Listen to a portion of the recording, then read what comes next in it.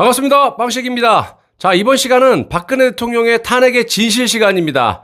탄핵 정국 당시에 이 청와대 참모들을 비롯해서 측근들이 죄다 변절 세력에 공조를 하면서 박근혜 대통령의 편은 단 한 명도 없음을 우리가 알 수가 있었는데요.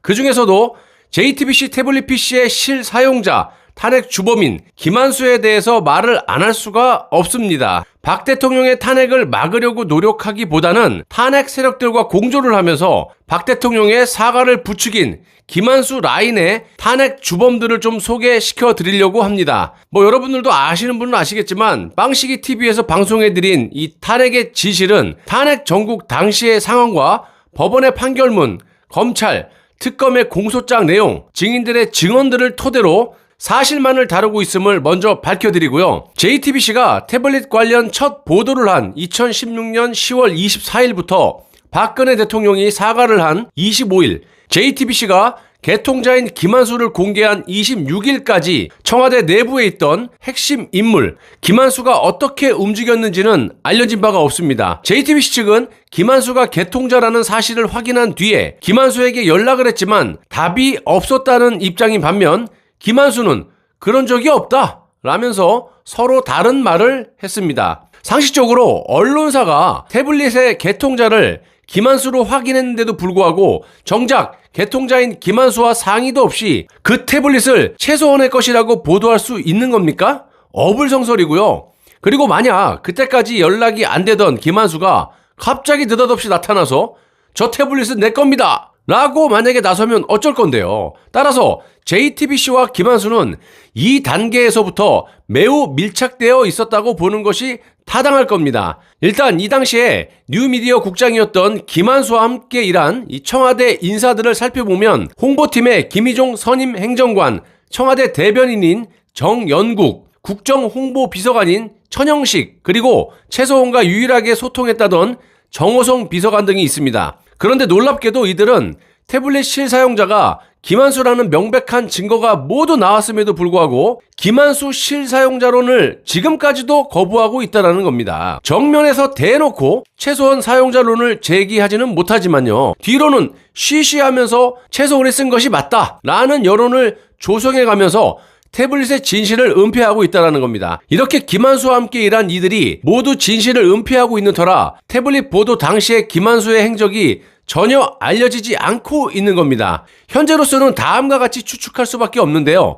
JTBC 첫 보도 이후 이 모든 과정을 알고 있는 김한수는 청와대 내에서 저것은 일반 데스크톱 PC가 아니라, 그러니까 일반 이 큰 데스크톱 PC 있죠. 그게 아니라 태블릿 PC고 내가 개통한 것을 최소원이 받아서 쓴 게 맞다 라고 보도했을 거라는 겁니다. 김희종 선임 행정관 역시 이를 거들었을 것이라는 게 추론이고요. 별다른 정보가 없는 청와대 측에서는 자신의 담당 직원들이 보증하고 나선 것을 무시하기 어려웠을 거라는 것도 추론입니다. 현재는 거의 모든 증거나 팩트가 드러나 있기 때문에 이 문제는 결국 박근혜 대통령께서 풀어야 한다는 결론이 나오는 것이고요. 여러 방법이 있겠지만 당사자들을 다 불러다 놓고 대면 질문을 하는 것이 옳다라고 봅니다. 태블릿 PC의 조작을 밝혀낸 미디어워치 변희재 대표 고문과 김한수, 김희종, 정호성 등 박 대통령께서 한 방에 싹 다 사저로 불러다 놓고 대지를 시켜놓으면 쉽게 진실이 밝혀지지 않겠습니까? 실제로 변희재 미디어워치 고문 대표도 그렇게 생각을 하고 있을 겁니다. 제가 항상 말씀드리지만요. 거짓을 하는 사람들이 진실을 이야기하는 사람을 피하기 나름이에요. 이건 진실이에요. 그야말로. 이런저런 말들이 많다면 당연히 직접 나서서 대면에서 사실 진위를 따지면 끝 아닙니까? 도망치는 것들이 범인인 셈이죠. 이런 건 아마 초등학생들에게 질문을 해봐도 다 알 것이라고 생각을 합니다.